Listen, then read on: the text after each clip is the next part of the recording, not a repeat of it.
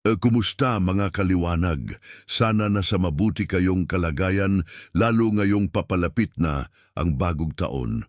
Bago magtapos ang taon na ito na 2025 at salubungin ang paparating na bagong taon na 2026, gusto ko lang bigyan pugay at pasalamatan ang mga taong naging tapat sa kanilang tungkulin maging sa pribado man o public sector. Lalo na iyong mga leader natin sa ating gobyerno katulad ni Mayor Vico Soto ng Pasig at marami pang iba na hindi ko mababanggit isa-isa. Alam ko marami kayo at alam nyo yan kung sino kayo. Kasi kung hindi dahil sa kanila, hindi mangyayari ang mga pagbabago na nararanasan natin ngayon. Bagamat hindi ganun kadami pero at least kahit papaano nag-uumpisa na ang pagbabago. Sana ay tuloy-tuloy na ito. At huwag nating hayaang huminto at bumalik sa dati. Kung aasa lang tayo sa mga taong hindi tapat sa kani-kanilang tungkulin sa lipunan, maaaring ganun pa rin ang magiging estado ng ating buhay. Talamak na korupsyon at katiwalian sa ating gobyerno. At hindi lang siyempre sa gobyerno, sabi ko nga maging sa mga pribadong sektor. Kung minsan iniisip ko kung alam ba nila na ang ginagawa nila ay hindi tama, o kung alam naman nila na mali ang kanilang ginagawa ay nagbubulag-bulagan lang sila. Alin kaya doon? Yan ang narinig ko na katwiran na sinabi ng isang politiko. Yan ang logic niya kaya daw dapat magpatawaran na lang tayo. So ibig sabihin, following sa logic niya, tuloy-tuloy lang ang katiwalian hanggat hindi nahuhuli at napaparusahan. Kaya lubos ang aking pagpapasalamat na may mga tao pa ring matitino at ipinaglalaban ng tama. Kung wala sila naku, ano na lang kaya ang mangyayari sa ating buhay?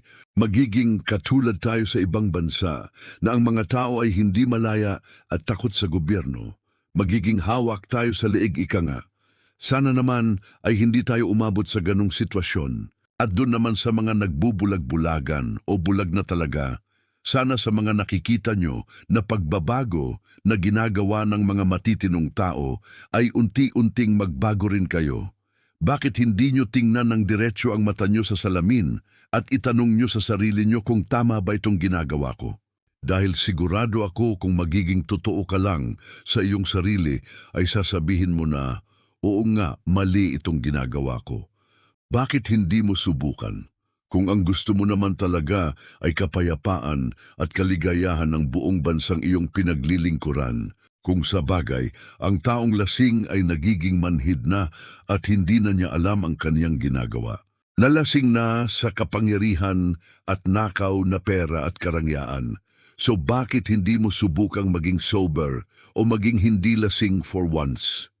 Tumingin ka sa paligid mo sa mga taong masaya at nakakatulog ng mahimbing sa gabi.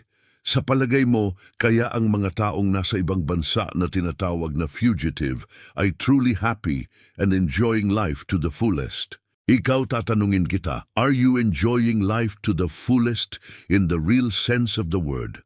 Ako?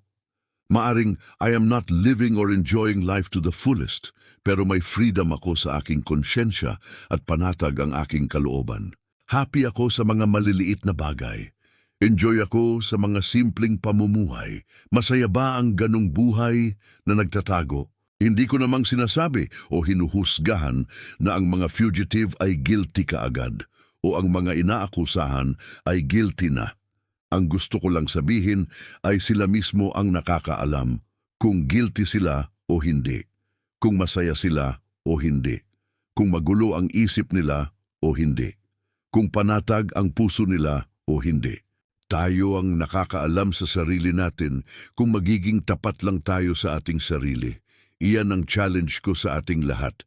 Kaya ngayong paparating ang bagong taon, sa uulitin ko, maraming salamat sa mga taong may tinatawag na higher purpose. Maraming salamat sa mga taong hindi nagpapatukso sa corruption. Maraming salamat sa mga taong hindi lang ang sarili ang iniisip, kung hindi ang kapakanan din ng iba. Maraming salamat sa inyo dahil kayo ang nagbibigay ng pag-asa na magiging maganda ang kinabukasan ng ating bayan. At alam nyo kung sino kayo, kayo lang ang makakasagot niyan. Naway, ipagpatuloy nyo yan para ang iba ay ma-inspire sa ginagawa nyo. Mabuhay po kayo. Mabuhay po kayong gumagawa ng kabutihan sa mundong ito. Manigong bagong taon sa inyong lahat at may God bless you all.